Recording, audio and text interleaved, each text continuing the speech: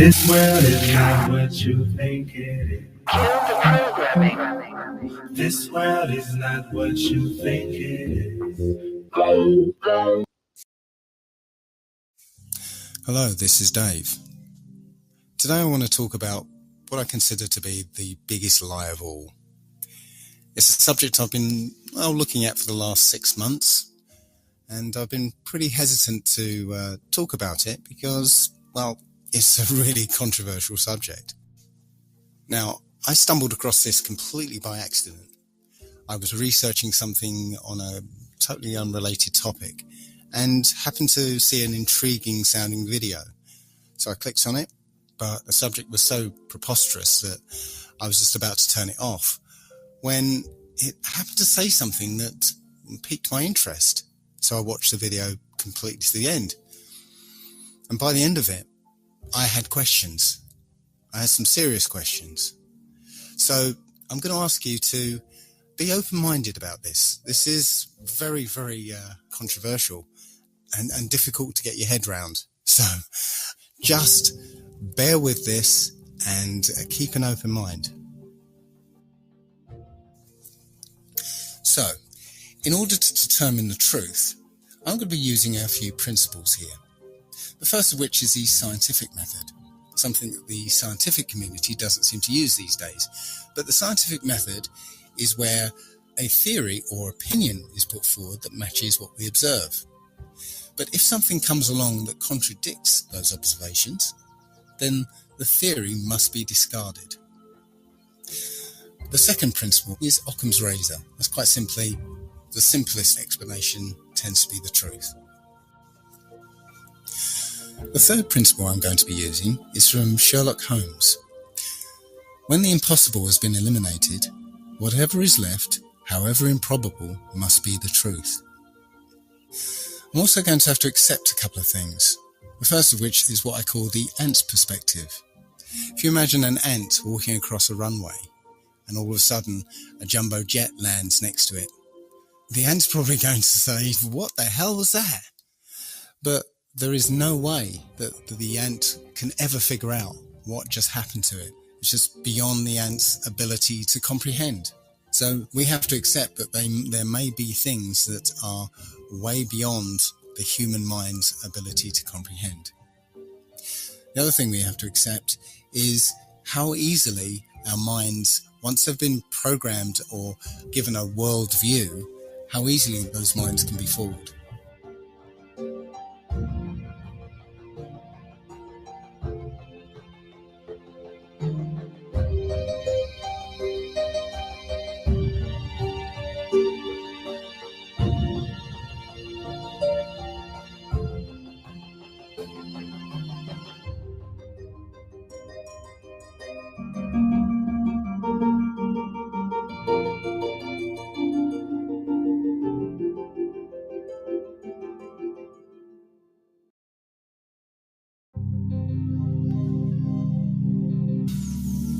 You started watching that video with a certain worldview. After all, you know what a room looks like. But those preconceptions caused you to ignore some of the subtle cues that would have given the game away, such as the black rectangle underneath the chair, or the difference in colour between the cups, or even the strange angles of the picture on the wall. You believed a visual lie because your worldview was so powerful that it blinded you to any evidence that contradicted it. The other thing I would like to mention at this point is how easily we can be fooled by two-dimensional imagery. We've been trained and conditioned to suspend disbelief when we see certain two-dimensional imagery, such as photographs. A photograph is not reality. It's a photograph.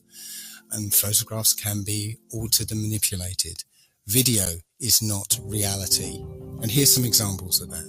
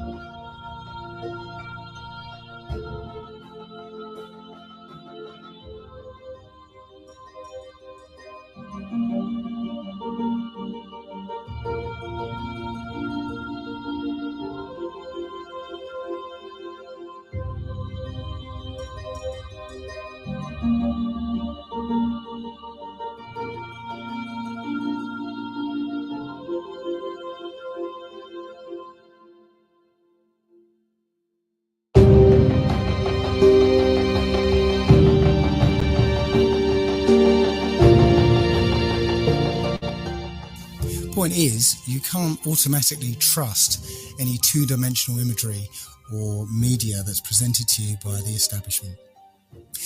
So let's get down to it then, shall we?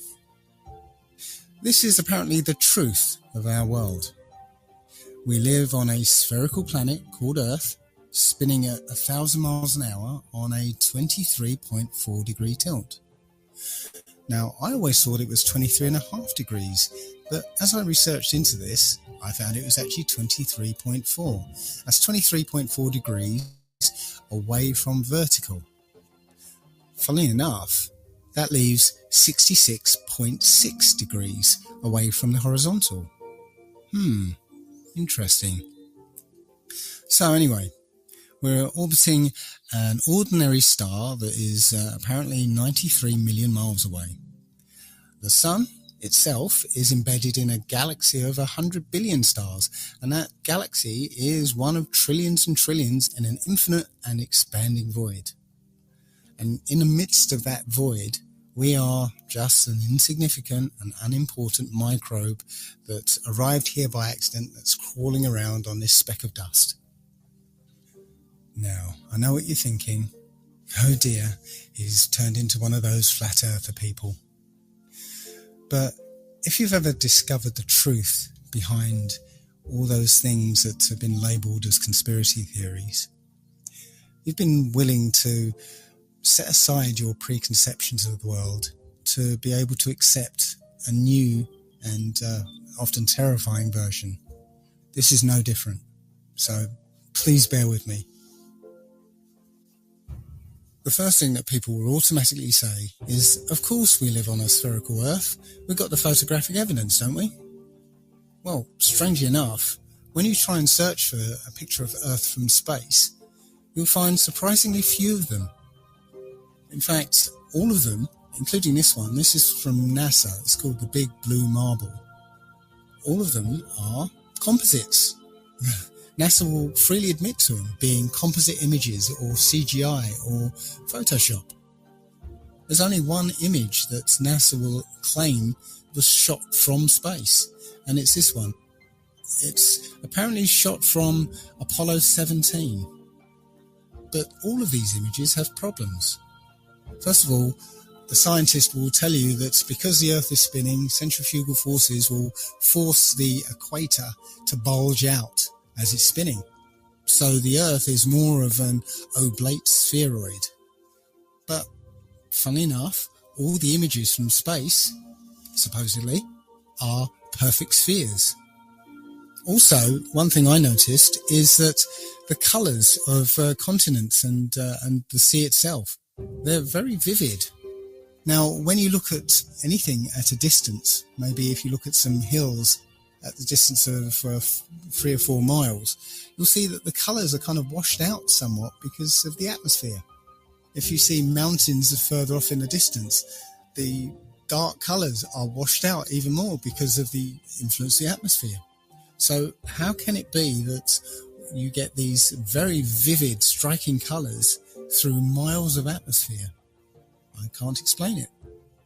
The other strange thing about this supposed shot of Earth from space is that the continents actually appear to match the Mercator map rather than the Peters projection map. Now, if you don't know the difference, here's a little video to explain it. Should we begin? Yes.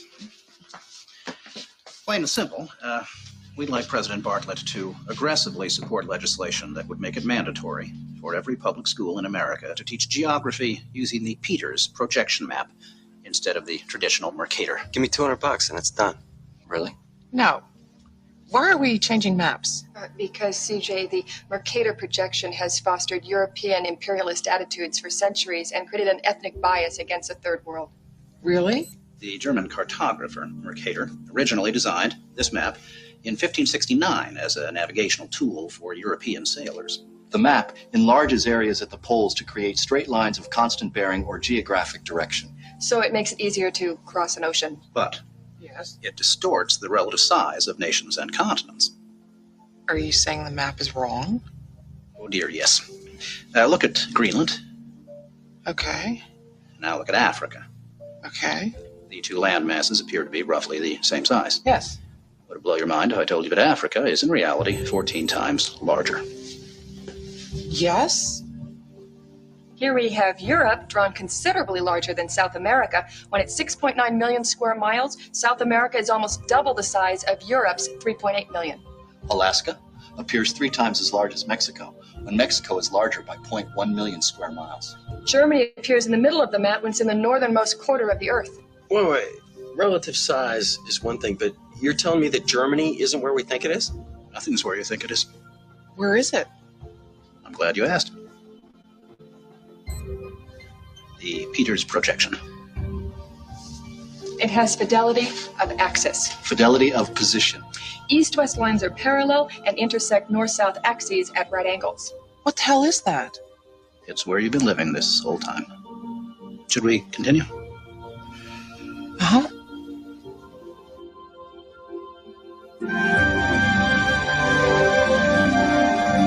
So, you're probably wondering what all of this has to do with social equality.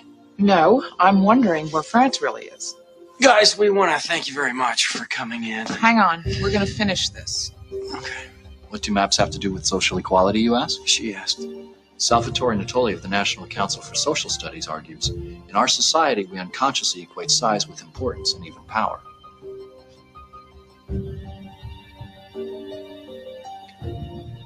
I'm going to check in on Tubman. Go. These guys find Brigadoon on that map. You'll call me, right? Probably not. Okay. When third world countries are misrepresented, they're likely to be valued less. When Mercator maps exaggerate the importance of Western civilization, when the top of the map is given to the Northern Hemisphere and the bottom is given to the Southern, then people will tend to adopt top and bottom attitudes. But wait, where else could you put the Northern Hemisphere but on the top? On the bottom. How? Like this. Yeah, but you can't do that. Why not? Because it's freaking me out. So the Mercator map was designed as a navigational aid, but the Peters projection map is a more accurate rendering of what the continents look like. So why then do all the images of Earth from space show the Mercator map? I guess that's because that's what we're used to.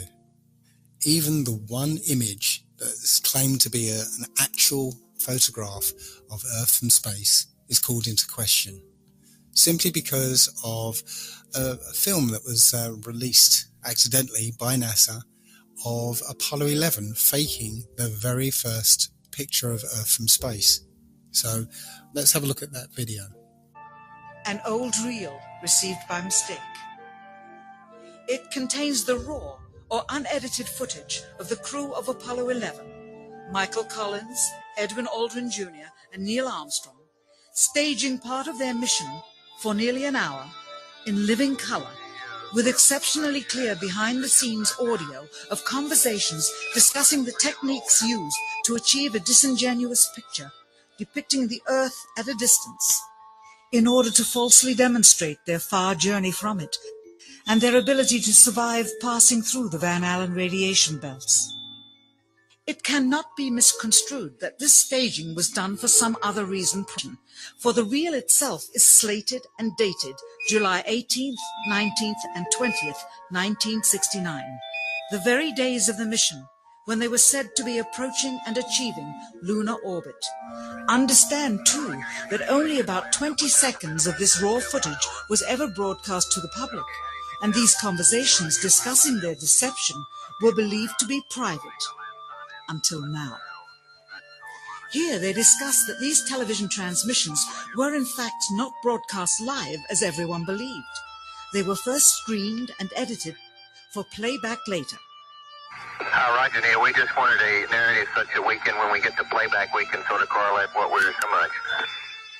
Here they discuss the fact that they have turned out the lights and have blocked out sunlight from entering the spacecraft through the other windows, as to not cause any reflected light to fall onto the spacecraft's wall in the foreground. Okay, very good. Well, we shut out the sun coming in some of the other windows into the spacecraft, so it's looking through the number one window, and there isn't any reflected light. The reason this was done is so that the truth of the matter would not be revealed. It is this. Though the federal government would have you believe that this is a view of Earth from a distance out of the spacecraft's window as it nears the moon, it is not. What they have ingeniously done is placed the camera at the back of the spacecraft and centered the lens on a circular window in the foreground, outside of which it is completely filled with the Earth in low orbit. The circumference of the window then appears to be the diameter of the Earth at a distance, with the darkened walls of the spacecraft appearing to be the blackness of space around it. That is why they wanted the interior dark and blocked out the sun from any other windows. Here you can see the extruded window, probably 2 inches thick at the bottom. This is because the Earth's shine is coming in at a downward angle. It also causes the Earth to appear to be an irregularly shaped circle, for you are seeing the outside of the window at the bottom and the inside of the window at the top, which together form 2 different sized halves of a circle. Subsequently, this take was never used. As they perfected the shot, a crescent-shaped piece of black material was inset slightly into the window to create the illusion of the Earth's terminator line dividing night and day. It is uncannily convincing. During this segment, intended to be edited and played back later for the worldwide television audience, dated July 18, 1969, Neil Armstrong condemns himself as he states that he is 130,000 miles out, or halfway to the moon, as the NASA flight log also states on this date, when he is in reality in low Earth orbit of a few hundred miles. Roger, Houston, Apollo 11.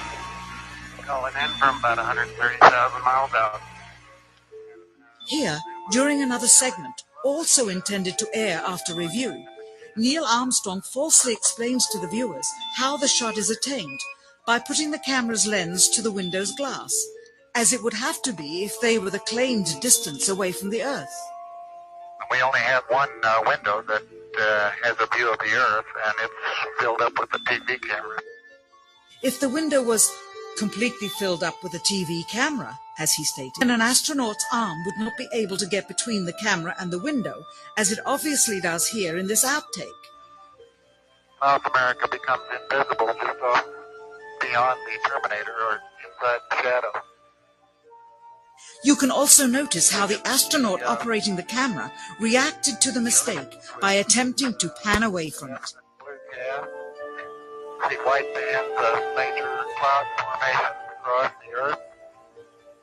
And This is a segment that they believed wasn't even being recorded, much less suitable for broadcast, for the lens was being zoomed out and the scene was being changed to that of an interior of the astronauts at work, and apparently the stop button popped back up on the recorder without notice.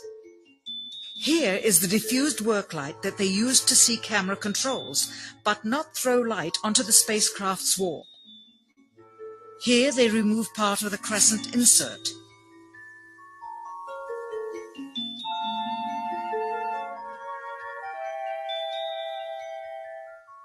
Finally, the iris is opened up to see the real location of the camera and the very bright and near Earth out the window. Here is the slate for the 19th of July, and the same shot of trickery on the 19th of July, and then the 20th, and the same misleading shot on the 20th. Later that evening, they were said to be walking on the moon. How can this be when they were in Earth orbit only 9 hours earlier, and the moon is some 3 days' journey? And you can see the full sequence on a documentary called A Funny Thing Happened on the Way to the Moon. That's one that I highly recommend you have a look at. But as for photographic evidence of a globe Earth, nope, it doesn't exist. Now let's take a look at Earth's supposed curvature. Many people point to Felix Baumgartner's recent record-breaking freefall jump and point to this picture in particular. It clearly shows a curvature of the Earth, but let's take a closer look at it. Well, it's quite obvious that a fisheye lens is used here. If you look at the shape of the capsule itself, those are usually built with fairly straight lines, and you can see the lines are very curved on the edge of this capsule. He took off from New Mexico, and the surface of the Earth looks like, well, it's one big, large landmass, and that's New Mexico. I didn't realize that New Mexico took up so much of the Earth. It's clearly a fisheye lens. We know intuitively, if we stand on a beach with a panoramic view, that the sea is flat. It's flat at sea level, it's flat from the top of Mount Everest, it's flat from over 20 miles high. I got this image from another YouTuber. I can't remember the guy's name, but he's the one who goes, "Where is the curvature? Where?" But it's a picture of the New York City skyline from over 40 miles away. He says it's 60 miles away, but I measured it on Google Earth. It's 40 miles away. The reason I added this one is because I used to live halfway between Bear Mountain and New York City. And from North Route 17, I was clearly able to see the New York City skyline from about 20 miles away. From 40 miles away, the New York City skyline should have been about 1,000 feet below the horizon. And that neatly leads me into the horizon problem. No matter where you are above the surface of the Earth, the horizon always rises to your eye level. Doesn't matter if you're standing on a beach, or up a hill, or in a plane at 35,000 feet. The horizon is always at eye level. Well, that would be impossible on a spherical Earth, because the Earth would curve away from you, and so it would always appear below you. As on this diagram, the expected horizon would be below you, but that's not what you see. When you look out of a plane window, you always see the horizon at eye level. And it doesn't matter how big you make the Earth below the plane, the horizon would always appear below you. In 240 BC, a Jesuit named Eratosthenes, my apologies to any ancient Greeks among you, he calculated the Earth's circumference. He did that by planting a stick in the ground at midday so that the sunlight, being directly overhead, would cast no shadow. Simultaneously, about 400 miles away, somebody else planted the stick in the same way and found that the sunlight cast a shadow. So by taking a shadow length and knowing the distance between the sticks, you could theoretically work out the circumference of the Earth. Take note that this method requires that the sun be a long, long way away so that the light coming from the sun is all parallel. Just keep that in the back of your mind, because we'll come back to this later. However, it turns out that you'd get exactly the same results on a flat Earth if the sun were only 3,100 miles away and 34 miles across. Now, as crazy as that might sound, I just want you to keep that in the back of your mind, because we're going to come back to this as well. Perhaps the most famous experiment to disprove the idea of a curvature was performed by Samuel Rowbotham in the late 1800s. The Old Bedford Levels experiment was performed on a canal in Cambridgeshire, which is perfectly straight for 6 miles. What Rowbotham did was put a telescope 6 inches above the water at one end of the canal and had a friend row a boat to the other. The boat had a flag on it, and Rowbotham was able to see the boat and the flag along the entire length of the journey. Now, if the Earth were curved, the boat should have been 16 feet below the horizon at the other end of the canal. Plenty of other such proofs exist concerning landmarks that can be seen much further away than the curvature of the Earth would allow. The most notable would be the Notre Dame Antwerp spire, which stands about 403 feet high and 468 feet above sea level. But sea captains are able to see the spire with a telescope from an amazing 241 kilometers away. If the Earth were a globe, then the spire would be actually a whole mile below the horizon. The Earth has a curvature? I don't think so. So let's take a look now at the idea that the Earth is spinning. Our common sense intuition tells us that the Earth is motionless. We have senses that detect changes in velocity. Why is it then, if you've, say, always lived in England, where the velocity of the Earth there is something around, I think it's 700 miles an hour, and you get on a plane and fly down to the equator, where it's actually spinning at over 1,000 miles an hour, why is it that you don't feel dizzy and notice the change in velocity? Well, we'll ignore that. There are many theories that supposedly show that the Earth is spinning. But I want to concentrate on one such theory, which is that the motion of the stars prove that the Earth is spinning. This theory proposes that the stars are static, fixed and unchanging, and it's the Earth that's spinning around at 1,000 miles an hour, and that the axis of spin is pointing at a particular star called Polaris, the pole star. So, from an observer on the Earth, it appears that the stars are spinning around the star Polaris. Now, Polaris is something like 2 quadrillion miles away, and as far as we know, the polar axis has always pointed at Polaris. So, the first obvious question is, if the Earth is wobbling on its axis and moving around the Sun, and also being dragged along with the rest of the solar system, how can it remain perfectly aligned with a star that's 2 quadrillion miles away? Well, we'll put that aside for the moment and just concentrate on the motion of the stars. If you were to set up a camera pointing at Polaris in the night sky and leave it on a long exposure, you'd get a pattern of star trails around Polaris, supposedly reflecting the 1,000-mile-an-hour spin of the Earth.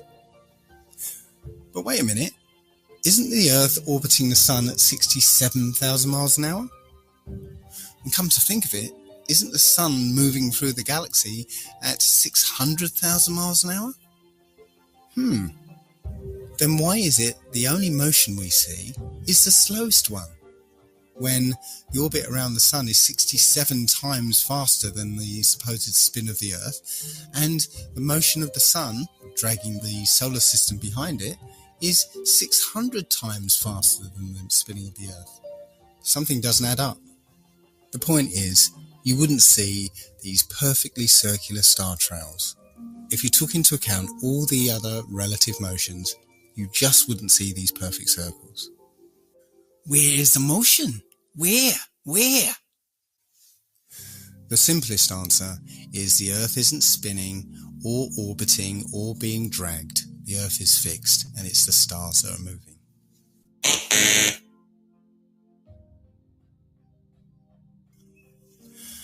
So now let's turn our attention to the Sun.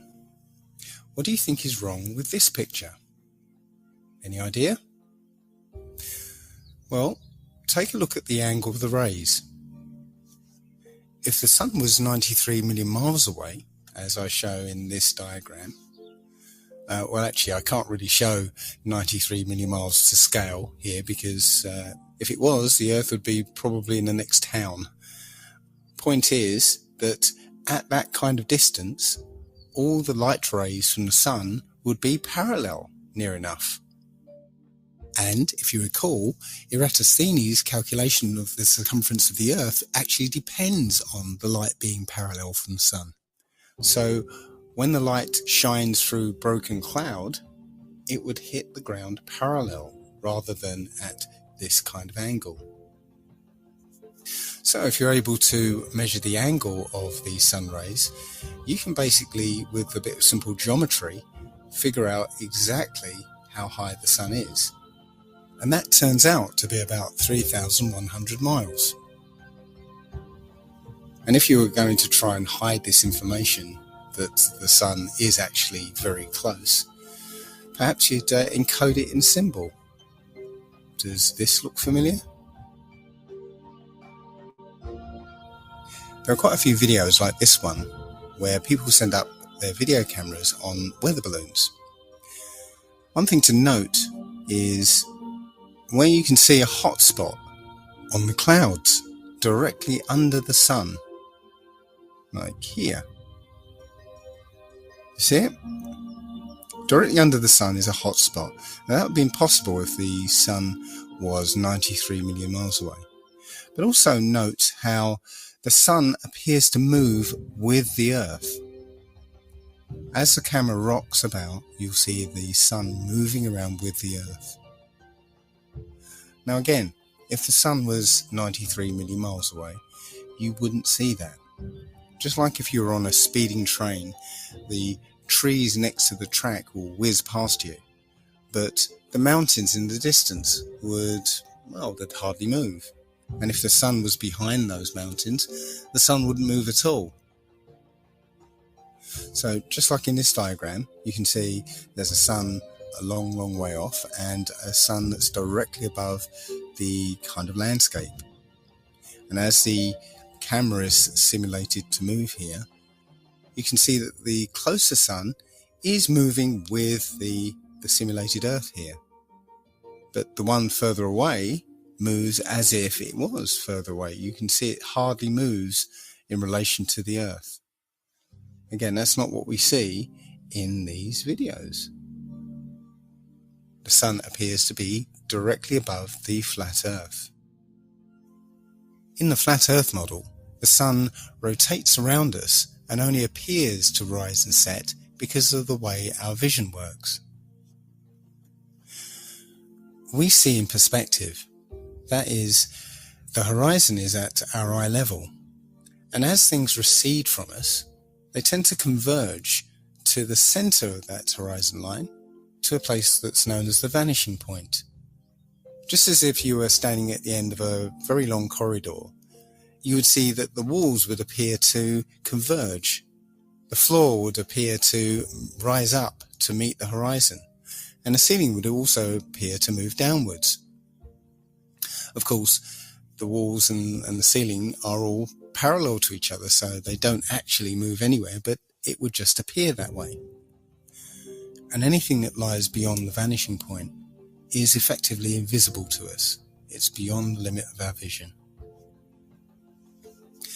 The clouds in this picture are all at the same height, but the further they are away from you, the lower down in the sky they appear to be. And similarly, the further away the cloud shadows are on the ground, the higher up they appear to be.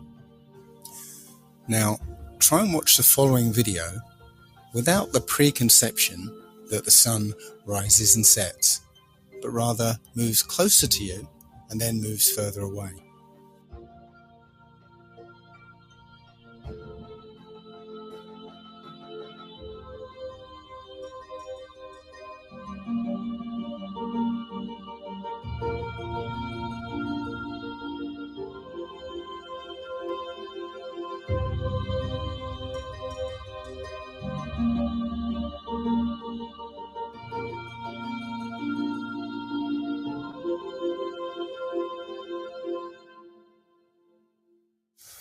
I'm afraid I can no longer take the idea that the sun is 93 million miles away very seriously at all.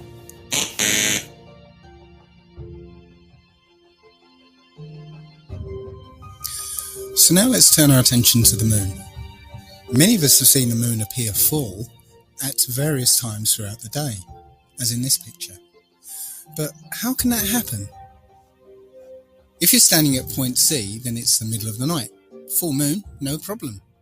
And if you're standing at point A, it's early in the morning. Certainly if you stare back at the moon in the night sky, then yes, you can see a full moon. But if you're standing at point B, which is midday, that is, the sun is directly overhead, then there isn't anywhere that the moon can be that will allow you to see it as full, because the sun will be illuminating the side of the moon that is facing away from you. So the best you'll be able to see is a sliver of the moon. Think about it next time you see the full moon during the day. Every month, the moon goes through 8 distinct phases. Always the same 8, always the same order. Supposedly because of a relationship between the position of the moon relative to the position of the Earth and the Sun. So let's say it's December, and throughout the month we see the normal 8 phases of the moon. But what happens when it's June and the Earth is supposedly on the other side of the Sun? Shouldn't the phases be reversed? That's not what we see. We see the same 8 phases in the same order. We are told that the moon is also spherical, but when we look at the moon, it seems to be lit uniformly over its entire surface. But if it was a sphere reflecting the sun, then that curved surface would display a highlight, and then that light would drop off as it went round the surface.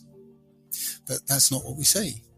The entire moon is lit uniformly. The quality of the light from the moon is completely different from the sun's light. The sun's light is hot and it's shifted towards the yellow part of the spectrum, whereas the light from the moon is cold and more silvery. Heat is essentially infrared light. So in order for the moon to absorb the heat from the sun and not reflect it, it would have to be a deep green colour to absorb the infrared. So unless the moon is made out of green cheese, it is not reflecting the sun's light. It appears that the moon is not a sphere and it's not reflecting the sun. It is self-luminous. Also, we should be able to see a slightly different view of the moon depending on where on the globe Earth we happen to be. But this is not what we see. Doesn't matter where we are on Earth, we always seem to see the same view of the moon. Now, my friend Nolan pointed out that this is obviously a very exaggerated picture. The moon is supposedly 30 Earth diameters away from the Earth itself. But even so, that difference in position should give you a slight difference from point A to point B. But again, that's not what we see. So apparently the moon is 238,000 miles away. But if you just put that aside for a second and just look at the moon, perhaps you'll notice this. In this example, only the clouds close to the moon are lit up, not the clouds further away. That indicates that the moon is much, much closer than we've been told. Because if the moon were 238,000 miles away, then all the clouds should be illuminated, not just the ones closest to it. And here's an example of a schoolboy mistake. This is a famous picture from Apollo 8, which is entitled Earthrise. It was taken from above the moon's surface, looking back at the Earth. The only problem is, the Earth appears the same size as the moon appears from the Earth. But the Earth is 4 times the size of the moon. So it should have looked like this. Somebody screwed up. Now, there will be some people who still think we went to the moon. I can't believe that there are still people who think that 1969 technology went over 400,000 miles, managed to navigate to the moon using computers that were orders of magnitude less powerful than the first iPhone, passing through the approximately 238 million miles, depending on who you talk to, or 400,000 kilometers. Immensely hazardous Van Allen radiation belts, which, by the way, NASA cannot figure out how to get through today, somehow landed on the moon, spent a delightful few days. 237,000 miles, or approximately 400,000 kilometers. Sorry, I had that wrong. I think I said 237 million miles. No, but anyways, yeah. And even Stanley Kubrick did another video on it, the 237. Days planting flags, playing golf, riding around on dune buggies, and then took off, or rather levitated off the lunar surface, only briefly nipping back to pick up the person operating the camera, and returned safely. And not just once, but 7 times.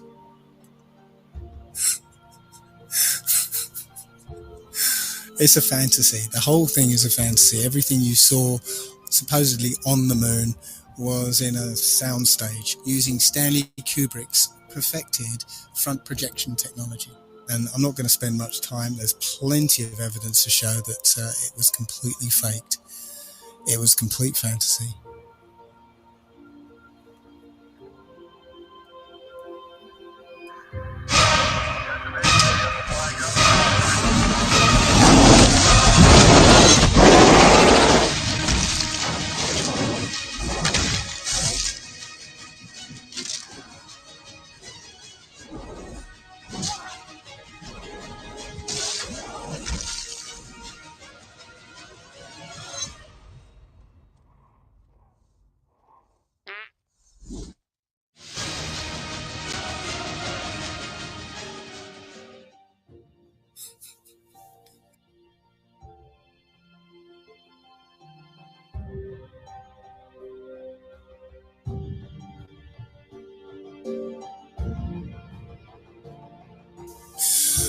So, despite the Apollo moon hoax, there are people who still believe that man is in space, and we have all sorts of space vehicles and satellites and space stations up there.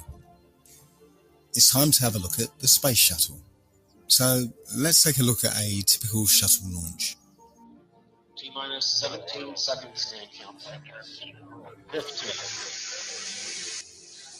12, 11, 10, 9, 8, 7, 6, 5, 2, 1, boost ignition, and liftoff of the Space Shuttle Discovery, returning to the space station, paving the way for future missions beyond.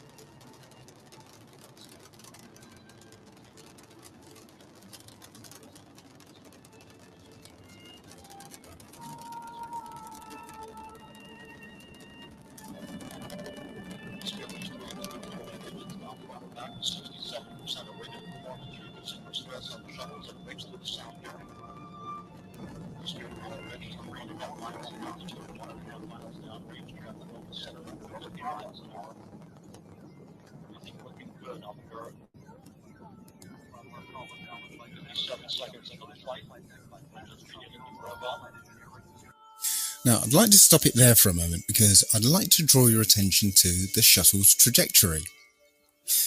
Now, as a kid, I often wondered why it was that all rockets and space shuttle launches, they never ever went straight up. They always curved off to one side. Now, I remember being told at the time that it's because the Earth is spinning and the rocket is actually still going straight up, but from our point of view, we're just spinning away from it, so it looks curved. Well, you can't have it both ways. If that's the case, then when we jump into the air, we should land about a kilometre to the west. So you can't have it both ways. The quickest way into orbit would be straight up. Going horizontal would be the long way round. Let's continue.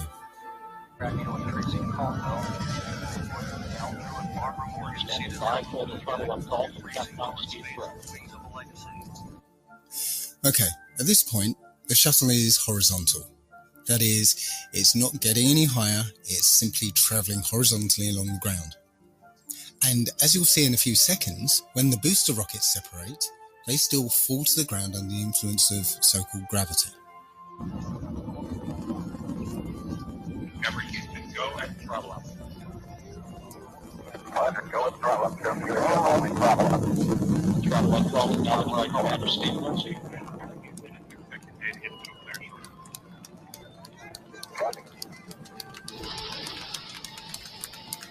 Solid rocket booster separation confirmed. Guidance now converging.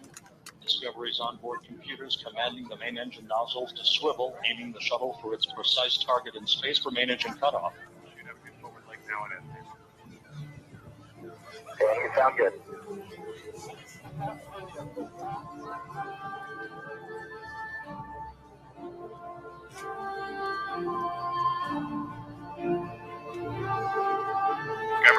negative return. Copy, negative return. So ground-based video ends there.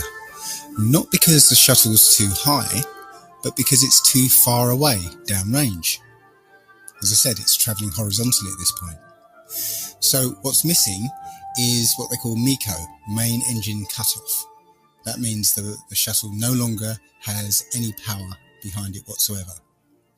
But after MECO is the external tank separation. As you can see from this diagram, when the tank separates, it falls back to Earth. So what's stopping the space shuttle following the same exact trajectory?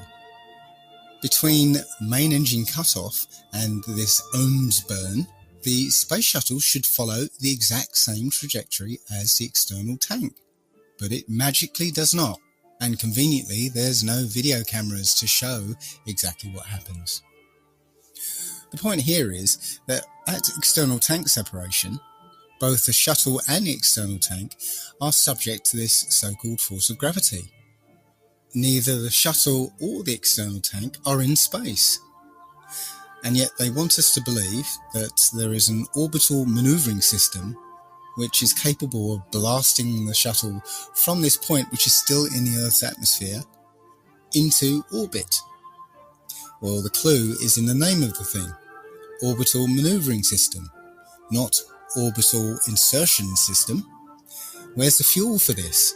There isn't an external tank anymore, so there isn't enough fuel to blast this shuttle into orbit, even from this height.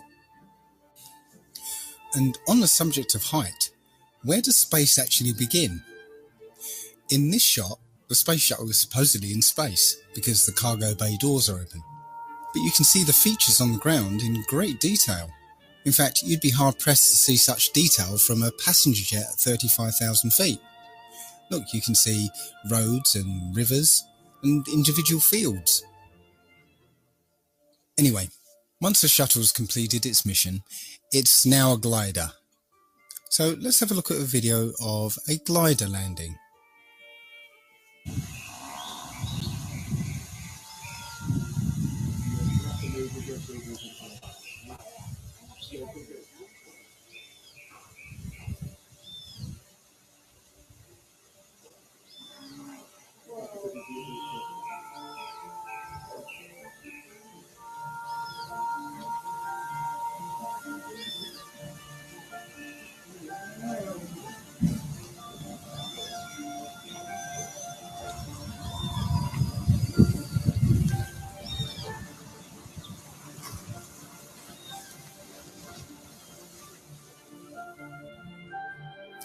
Now let's take a look at NASA's glider landing, and pay particular attention to the sound of non-existent jet engines powering down after landing.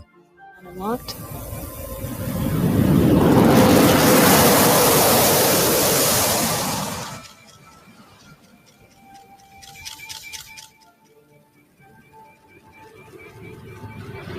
Main gear touchdown.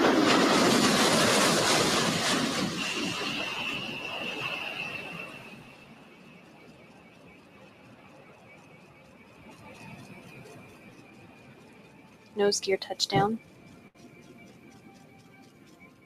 Deploying of the drag chute to delayed to assess the conditions of the crosswinds on the orbiter as it rolls out on the runway 15 at the Kennedy Space Center, wrapping up a nearly 5.3 million mile mission. Endeavour returning the first educator mission specialist Barbara Morgan to Earth to begin the next step in her journey to inspire future generations to explore, learn, and build a better future.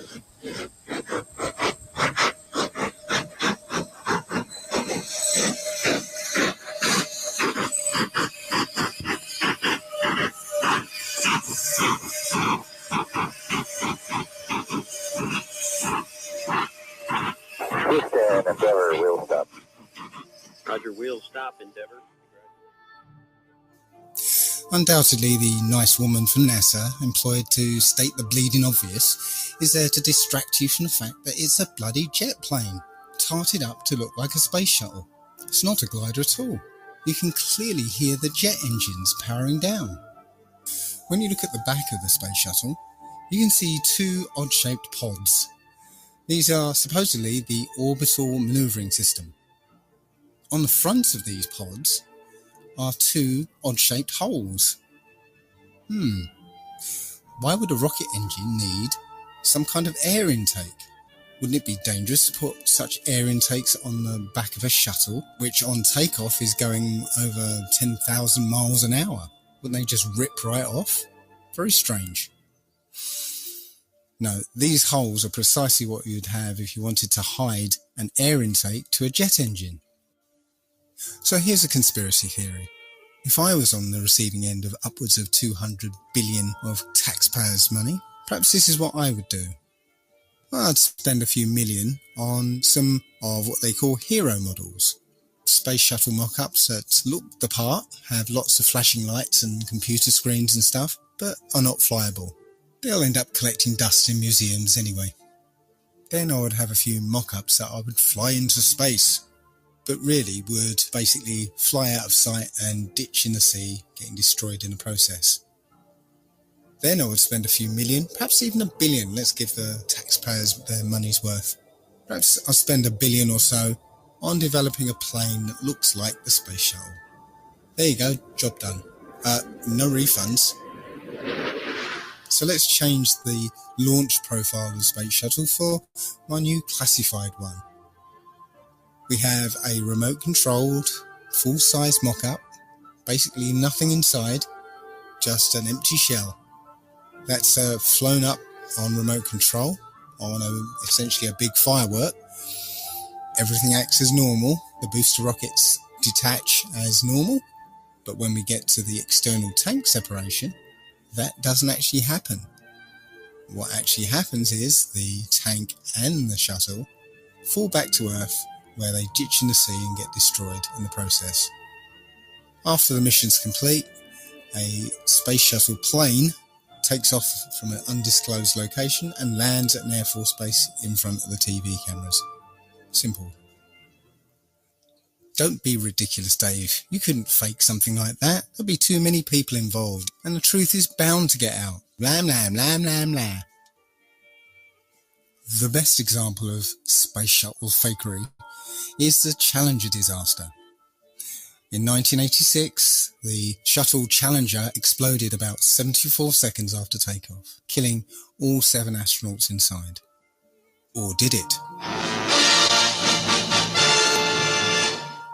It turns out that 6 of the 7 are still alive and kicking today. Ellison Onizuka claims to be his identical twin brother, Claude. Yeah, I've got an identical twin brother, Claude, too. The Challenger pilot, Mickey Smith, hasn't even bothered changing his name. He's now Professor Michael J. Smith of University of Wisconsin. Now, Krista McAuliffe was a bit of a sneaky one. She was the Challenger payload specialist, quite famous for being a teacher. It turns out during her astronaut days she was using her middle name, Krista, and now she goes by her first name, Sharon, and she's a Syracuse law professor. The Challenger commander, Francis Richard Scobie, is now Dick Scobie, which sounds like a rather unpleasant disease, CEO of Cows in Trees Limited. Judith Resnick, the Challenger mission specialist, again hasn't even bothered changing her name. She's a professor at Yale Law. And finally, Ronald McNair, another Challenger mission specialist, claims to be his identical twin brother, Carl McNair. What are the odds? And now we come to the imaginings of this man here. Arthur C. Clarke, Freemason and science fiction writer, came up with the concept of the telecommunications satellite. And several years later, we have thousands of telecommunications satellites supposedly spinning around the planet. Again though, strangely enough, if you try and look for images of communication satellites, despite the fact that there are thousands of these things up there, you don't actually find a photograph of them. Just lots and lots of CGI photoshopped images. The problem is that satellites inhabit a region of the upper atmosphere known as the thermosphere. It gets its name because the temperatures up there reach something in the order of 2,500 degrees centigrade. This is a source of some confusion. Although Wikipedia says that it reaches such high temperatures, it also says, paradoxically, that you wouldn't actually feel the heat because there's not enough air molecules up there to heat you up. Yeah, right. Doesn't quite work like that. The vacuum of space is actually a perfect insulator, which is why we use a vacuum barrier in thermos flasks. The heat from the inside cannot be conducted or convected to the outside. The sun's radiation does not actually heat space up. As I said, the vacuum is a perfect insulator. The sun's radiation traverses space until it hits some object. And when it does, that object absorbs the heat and the temperature rises and keeps rising.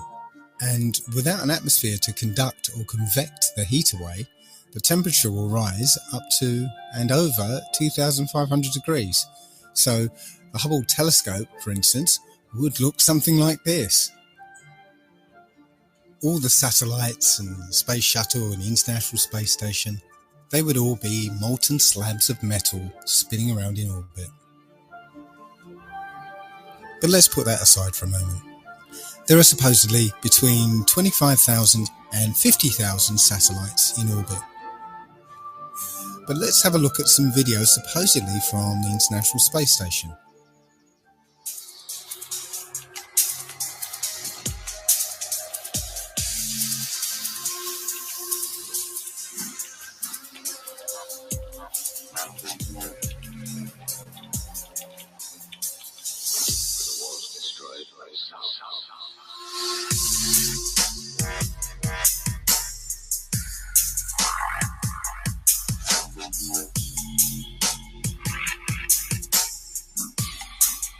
Can you see any one of these 26,000 to 50,000 satellites?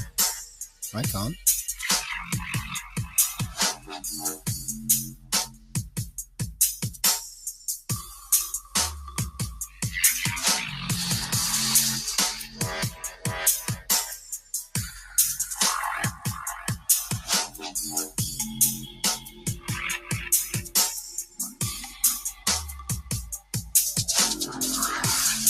Commands a substantial view over the Earth's surface, and yet you don't see a single satellite. Now, I do accept that you can look up into the night sky and see what we're told are satellites. I've done it myself. I've seen bright lights moving across the sky, but I have no idea what those things are. In this video, you can see several large, bright objects. However, none of them appear on any satellite tracking applications. When you look up at a jet airliner flying at 35,000 feet, you can only see it as a small dot. So how is it if something the size of a jumbo jet is rendered as a small dot at about 5 to 7 miles up, that you can see a satellite which is the size of between a car and a school bus at 100 miles away? You just wouldn't see it. At about this point, somebody's bound to say, what about the global positioning system? How would that work without satellites? Well, as it happens, the technology has actually been around since World War II. There are actually two systems, one called LORAN and another called DECA. Those were navigation systems.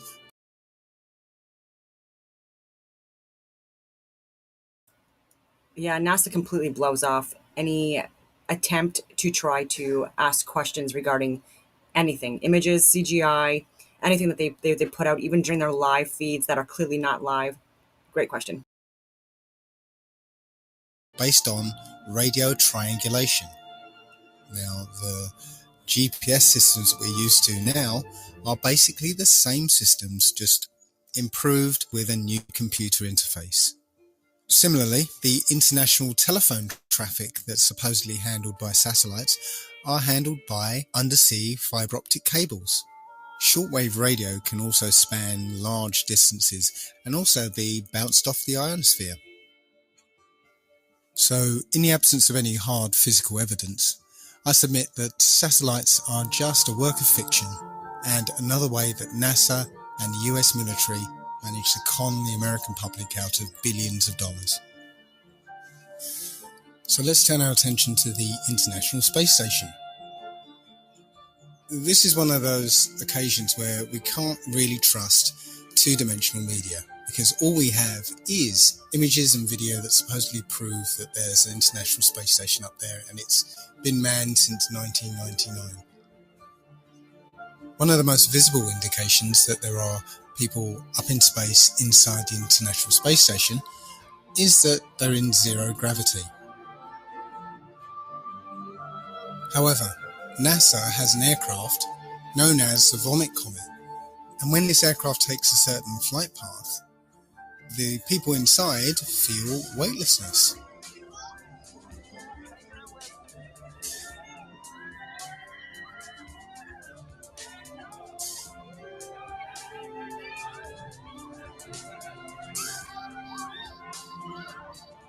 So it's almost certain that NASA has an aircraft fitted out to look like the International Space Station's interior. Now take a look at this. Hello, Katie. Notice how suddenly she starts to wave. She floats out of control. Welcome aboard the space station, Leah. Look at this. Wow. The same thing happens here. As the plane starts its zero-G dive, the people start to spontaneously float upwards. The other problem with this technique is that this aircraft can only simulate zero gravity in 45-second to a minute bursts. So NASA employs many little tricks here to simulate weightlessness. None of their footage is live, it's all pre-recorded and edited, so plenty of scope there to use some of the cinematic tricks that we're used to, like harnesses and wires that are edited out later with CGI. But here we can see one of the tricks they use to maintain continuity between periods of weightlessness. Take a look at this woman's hair. Doesn't it look a bit strange to you? Look how it seems to spring back into place. We're led to believe that this is an effect of weightlessness, that the hair will just sort of float around. But it doesn't quite seem natural, does it? Here's video from the Vomit Comet again. Watch the way this woman's hair flows as she moves.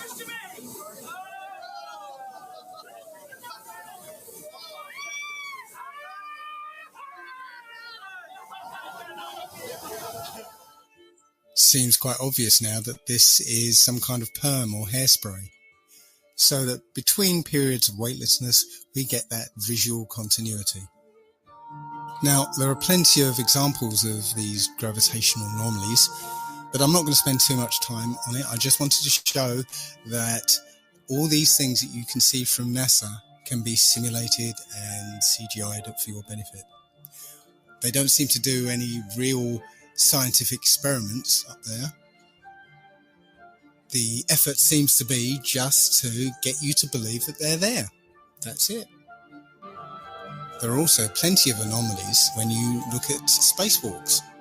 For footage of spacewalks on the exterior of the International Space Station, NASA will freely admit they have a huge swimming pool called the Neutral Buoyancy Lab, where they train their astronauts. And within this huge swimming pool, they have a mock-up of the exterior of the International Space Station. I'm going to show you a video from a YouTuber called Jungle Surfer, who's done the best expose of spacewalking anomalies. Another aspect of the illusion of space travel is spacewalks. These are faked inside a swimming pool. It's a custom-built swimming pool, and that's a great way to fake zero gravity. About 6 months ago, in 2013, a gallon of water leaked into one of their spacesuits in a matter of seconds. NASA doesn't really have a proper explanation for how on earth this could have happened. there shouldn't be water leaking into someone's helmet and a person almost drowning in space. How can you drown in space? They now wear snorkels to make sure that they don't drown in space. How can this be happening? A snorkel in space? There could be some water in the porous plate sublimator. When they were on the moon, they supposedly had about a gallon of water, but that cooling system is supposed to be well away from their head. There really is no sane explanation for why a gallon of water would leak into someone's spacesuit, unless you realize the whole thing is faked inside a swimming pool. In this scene, you can see the Chinese spacewalk, and you can see a bubble coming up from the guy's suit. How do you have a bubble in space? Space is supposed to be a vacuum, not a swimming pool. But it's obviously just a swimming pool filled with water. Obviously, there would be some equipment that they could only fix from the outside, but a lot of these spacewalks, it seems like equipment they easily could have configured to be accessible from the inside of the International Space Station. It seems more like an excuse to get out and show their other space trick, which is the faking of spacewalks in a swimming pool. In this vid, you catch a glimpse of someone wearing a scuba tank. Scuba tanks in space? Snorkels and scuba tanks in space? They act like a spacewalk is just a walk in the park, like there's very little danger involved at all. They're looking through the spacesuits. Oh, here's a spacesuit. We're going to go for a spacewalk. As if there's no danger at all. Like they don't care. They don't care. They don't act like they're in a life-threatening situation, like they could die at any second, even though they can't. So you would think to preserve their life, they would want to minimize the amount of spacewalking that they did. But there seems to be an abundance of equipment on the outside of the International Space Station that constantly requires repairing, which makes for a good TV spectacle and is inspired by movies like Sandra Bullock's Gravity. And after Gravity came out, they, of course, had to do another spacewalk to fix some emergency, some piece of equipment that their lives depend on that, amazingly, they can fix every time.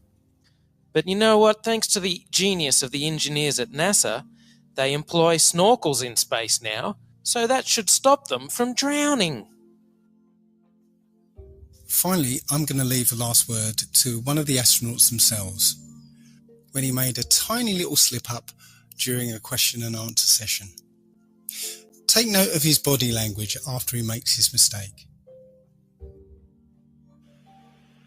Hello, my name is Bailey. This question is for Chris. What was high school like for you?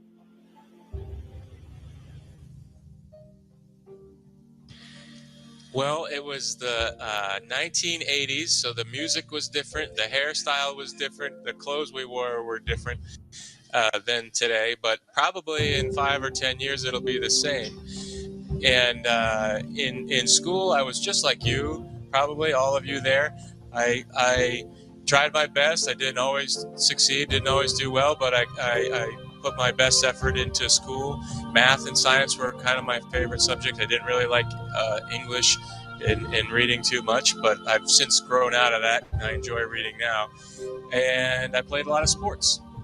And all of that happened in a little town called York, Maine, across the United States from where we're talking to you right now. Whoops. Called York, Maine, across the United States from where we're talking to you right now. Hello, my name is Steve Owen. I'm a teacher here at Riverside Prep. I'd like to ask you about the stress associated with the long periods in the space station. I'd like to ask Karen, what is the training that you get to cope with that stress and related psychological issues?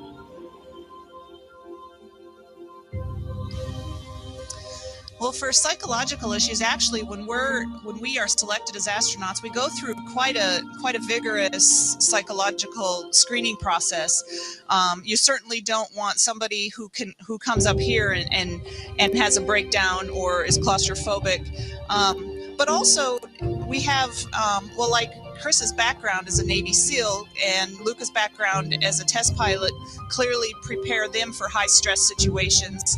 I could also argue that going through the process of getting a PhD can be a high stress thing as well. And so generally when people get to the point where they're applying for this job, they've been through several things in their life that are high stress and have proven that they can handle. Humans in space? I'm not even sure there is such a thing as space anymore. So, could the Earth really be flat? Most people, when they think of a flat Earth, immediately think, what happens when you get to the edge? Well, the flat Earth model is a flat circular disk with a north magnetic pole in the center, and all the continents are laid out around it. On the edge of this disk is a wall of ice, and we call it Antarctica. There is no South Pole. That's why you can't fall off the flat Earth. The wall of ice keeps the oceans in and stops you from reaching the edge. Strangely enough, the only other place that this model is used is in the United Nations logo. Looks like they know something that we don't. As you can see on the UN logo, the flat Earth map is overlaid with a grid. And that grid divides the Earth into 33 sections. And also, there's no Antarctica on this map. It's almost as if that grid were like bars, like a cell, locking us away from Antarctica, which is precisely what they're doing.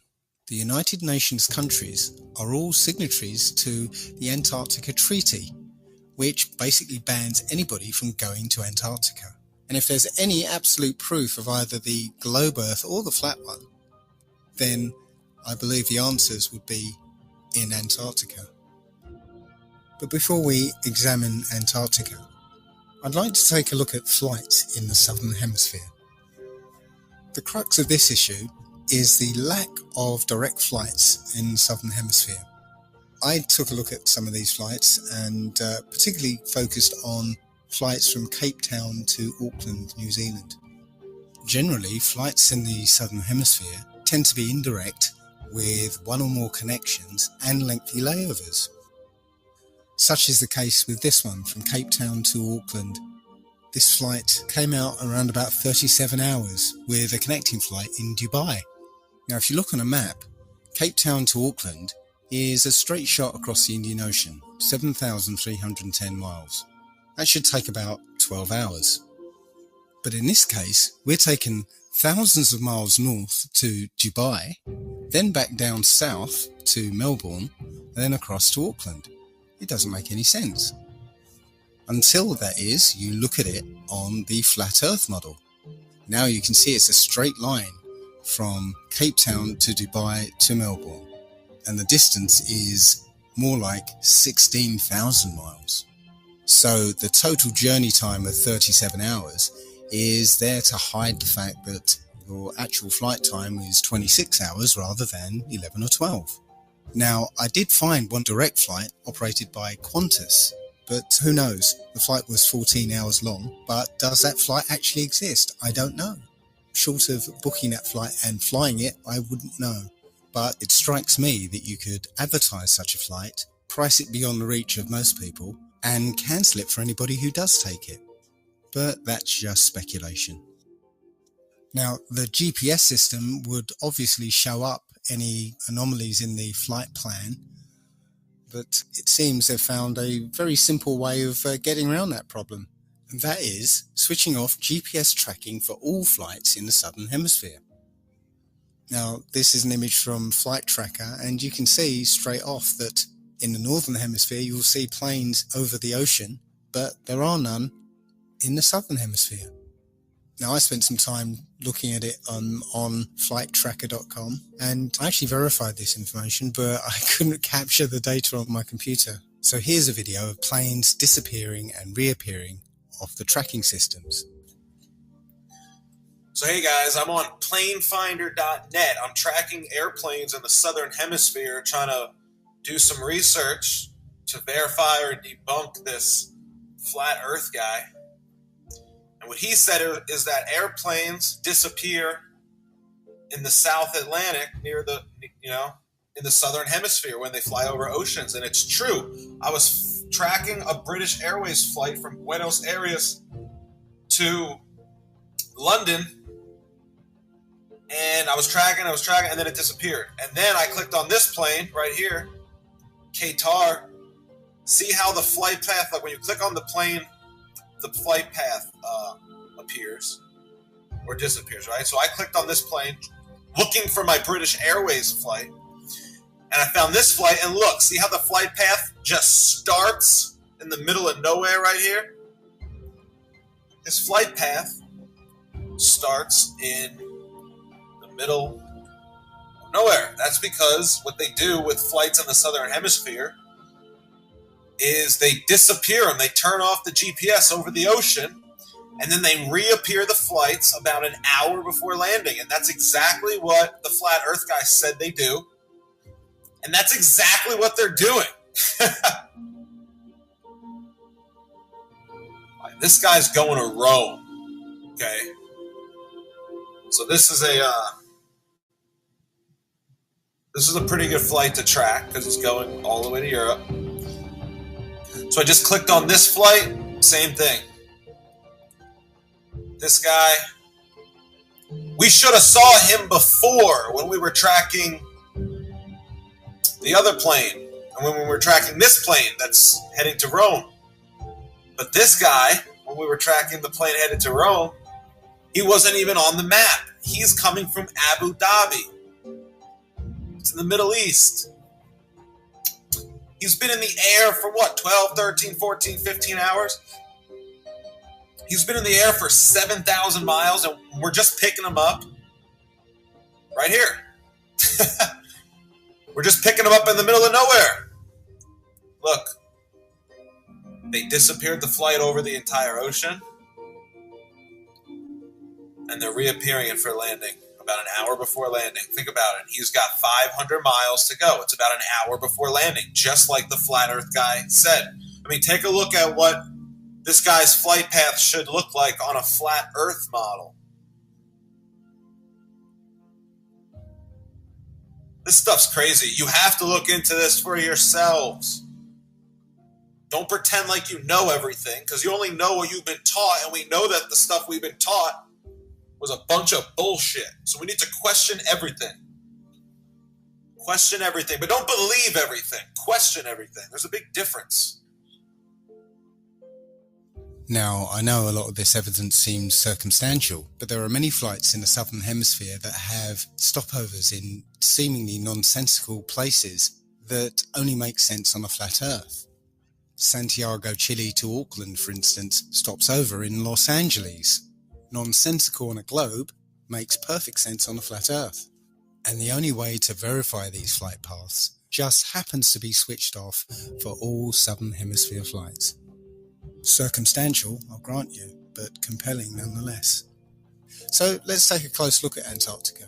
The first thing you'd encounter when you reached Antarctica would be a 200-foot wall of ice, followed by 300 miles of Antarctic desert.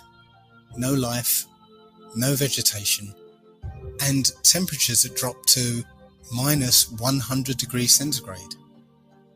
And if you manage to survive that, then you encounter a mountain range 2 miles high. Those mountains are called the Rockefeller Mountains, and at the top is the Rockefeller Plateau. Interesting. And beyond that, nobody knows what's there. Apart from maybe one man, Richard E. Byrd. Admiral Byrd led 3 expeditions down to Antarctica. Now, the last 2 weren't just expeditions, they were military operations. Operation High Jump and Operation Deep Freeze. And here's Admiral Byrd explaining what he found down there. Admiral Byrd, our guest tonight, is not only our greatest living explorer, but he's been an inspiration to countless Americans. Admiral Byrd, you've been to both the North Pole and the South Pole. Is there any unexplored land left on this Earth? Yes, there is. But strangely enough, there's left in the world today an area as big as the United States that's never been seen by a human being. And that's beyond the pole on the other side of the South Pole from Middle America. And I think it's quite astonishing that there should be an area as big as that unexplored. That's a tremendous So challenge. there's a lot of adventure left down at the bottom of the world. Why this interest in the bottom of the world? Nobody living down there, is there? It happens to be an untouched reservoir of natural resources.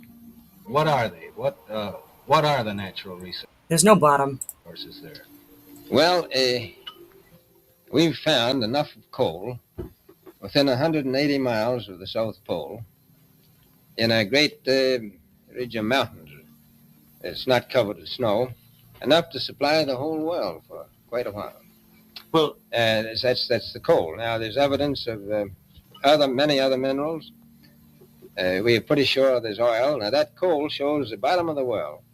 Now, by far the coldest spot in the world. Where that coal is gets 100 below zero in the winter. Well, it was once tropical. So we think there's oil there, and there's evidence, probably uranium there. As I said, it's the most peaceful place in the world, but I don't think it will be for long because of this intense interest on the part of other nations and this nation. So I'm willing to say to you that there will be a number of expeditions that will follow, I think, year after year. Immediately after Admiral Byrd's last expedition, the Antarctic Treaty was signed and nobody was allowed to go there. Bearing in mind all the mineral resources, unlimited coal, unlimited oil, uranium, and an entire continent the size of North America lying unexplored. Now, we're talking about countries who burn down rainforests without batting an eyelid, or put up drilling rigs at the merest sniff of oil, or destroy pristine countryside to build fracking wells. Do you think for one moment any of these countries or corporations will leave all that untapped wealth unexploited? Something doesn't ring true. Now, I don't know for sure that we live on a flat earth, but I do know that we're not clinging onto the surface of a ball. Now let's look at the how and why. How have they managed to pull this off? Well, indoctrination since childhood. There's pretty much a globe in every classroom, and it's just a given that the world is a sphere. Even our language reflects it. Global finance and around the globe. And when we're taught things in childhood and everything we look at supports that view, then we rarely go back and re-examine it. But far and away, the main basis of our belief is the supposed history of our scientific endeavour. What most people don't realise is that all the characters in this story are all actors in the same club. As George Carlin put it, it's a big club and you're not in it. Ptolemy, who first put forward the heliocentric model, was acknowledged as the first Mason. Copernicus was a Jesuit priest. Sir Isaac Newton was a Freemason. All the astronauts are Freemasons. So you can see how this lie could work if all these celebrated people are telling the same story. Another way we're programmed is by centralized and complete control over space information and access to space. That control is held by the space agencies around the world, NASA and RASA and the European Space Agency. It turns out that NASA is essentially composed of Nazis. Look up Operation Paperclip. NASA was actually formed from Nazi scientists transplanted to America after the war. I need not remind most people that the Nazi approach to propaganda is if you tell a lie big enough and keep repeating it, people will eventually come to believe it. And finally, we've had decades of programming through entertainment media, over 100 years of science fiction books and stories and television programs and films. I must admit to being a science fiction fan myself. I grew up watching Star Trek, Star Wars, Babylon 5, Battlestar Galactica, watching films like 2001, 2010. I truly believed that our future lay in space. I saw an exciting future for mankind, moon bases, Mars bases, interstellar travel. But now I sincerely doubt there is any such thing as space.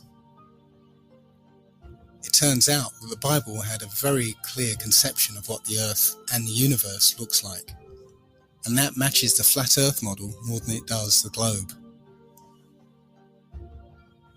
And that only leaves why. Why have they done this? What's the point of this grand deception? I think Eric Dubay explains it best.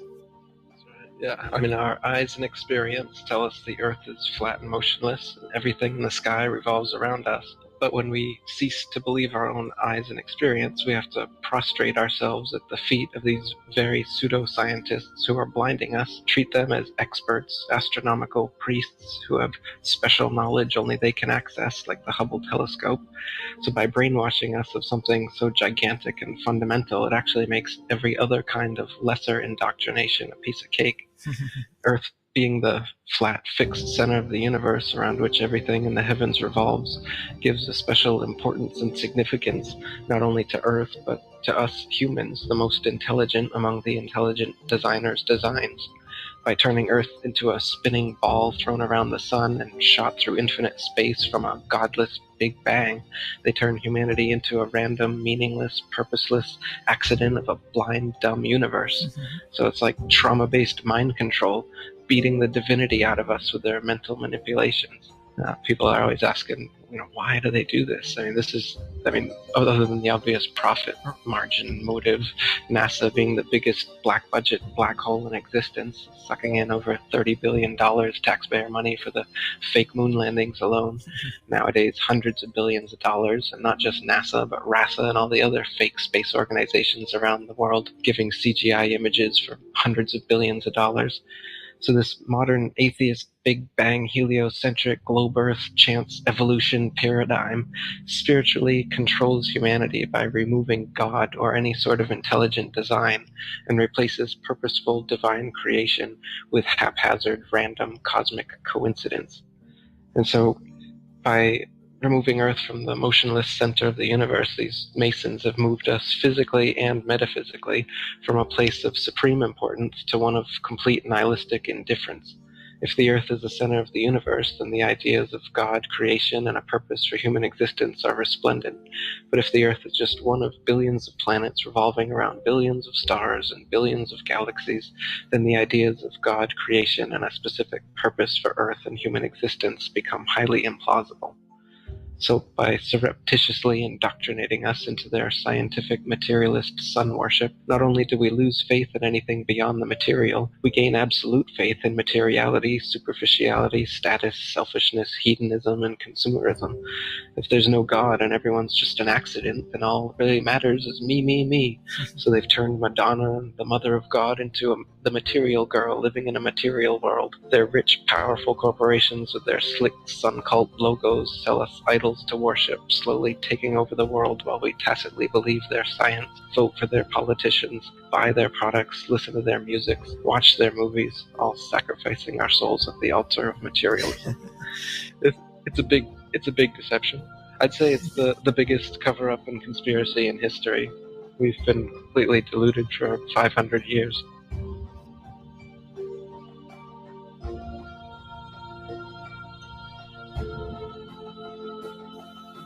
So there you have it. There are a great many other points I could have raised, and I've barely scratched the surface. But if any of these points are true, then we have to abandon the model we've accepted thus far.